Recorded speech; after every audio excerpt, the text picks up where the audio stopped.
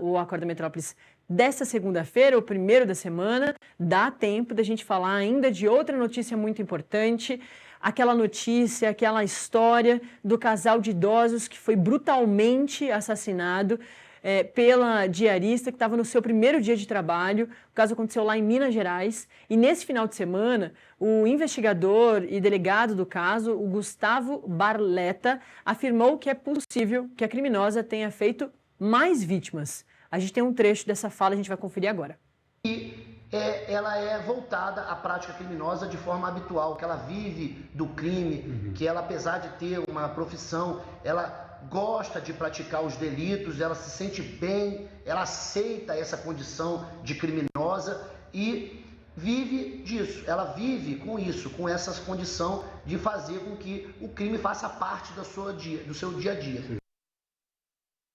Então, da gente ouvir o Rafael Veleda, o diretor da nossa redação lá em Minas Gerais. Veleda, muito bom dia, é um prazer te ter aqui, infelizmente, para falar sobre essa notícia horrorosa, né? E um caso que tem chamado a atenção pelas situações que a gente não consegue entender, né? De como esse crime, por que esse crime aconteceu e por que tamanha brutalidade contra 2 idosos, né? Que levaram 60 facadas. Bom dia, Nath. Bom dia a toda a audiência do Metrópolis, do Acorda, nesse dia difícil para nós brasileiros, né? Como você estava falando aí, a gente está na ressaca da nossa derrota. E vamos falar aqui desse assunto que realmente está preocupando aqui bastante os mineiros, porque é uma questão que deixa todo mundo que contrata pessoas para trabalhar em suas casas preocupado. A Paola Stefani Cirino, de 30 anos, que está presa, ela não tinha antecedentes criminais e ela chegou na casa das vítimas desse crime, desse latrocínio duplo, indicada por um familiar próximo, um primo da família que já contava aí com os serviços dela. Então, os mineiros eles estão um pouco assustados do que pode acontecer, de questões de segurança mesmo, porque pensando o que pode ser feito para evitar de trazer uma pessoa perigosa para dentro de casa. E a gente está vendo que a Paola provavelmente fez outras vítimas, mesmo não tendo sido denunciada antes. É o que o delegado nos contou aí nessa entrevista exclusiva que a gente publicou no sábado, continua tendo bastante audiência, que a gente passou aí um pedaço. E o doutor Gustavo, ele mostra que ele diz que a Paola vivia do crime, né? Depois que ela ficou famosa, infame, por causa desse latrocínio duplo, mas esse primo que fez a indicação, na hora que ele estava prestando depoimento, ele acabou percebendo que ele também provavelmente foi uma vítima dela, que numa dos serviços dela ele se sentiu mal, foi dormir, quando acordou tinha sumido a carteira dele, ele foi convencido por ela que tinha perdido, e uma moradora aqui de Belo Horizonte também ligou lá na delegacia e falou: eu já empreguei essa mulher e eu dei por falta de algumas joias, alguns bens, que ela falou que deu por falta depois, semanas depois, chegou a fazer um boletim de ocorrência, mas não tinha feito a ligação.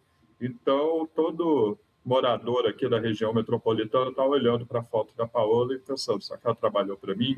Será que eu fui vítima dela? Será que eu fui vítima de outra pessoa? Então, isso é uma coisa que está trazendo alguma angústia aqui para o morador de Belo Horizonte, Nath.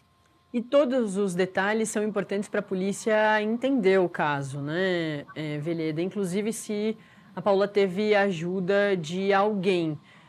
Essa figura de quem indicou para o casal está sendo também, né, estudada ali pela polícia, mas também o motorista que ficou esperando ela ali do lado da caçamba, onde ela jogou inclusive a camiseta suja de sangue que foi encontrada. Tudo está sendo examinado ainda para confirmar se esse sangue é das vítimas e tudo mais, mas tem essa figura também interessante desse motorista, que pode ser simplesmente uma pessoa que foi contratada por ela, mesmo como ela falou, que não sabia de nada, mas também pode ser alguém que tenha ajudado a Paola. É impressionante ela ter feito tudo isso sozinha, né, Veleda?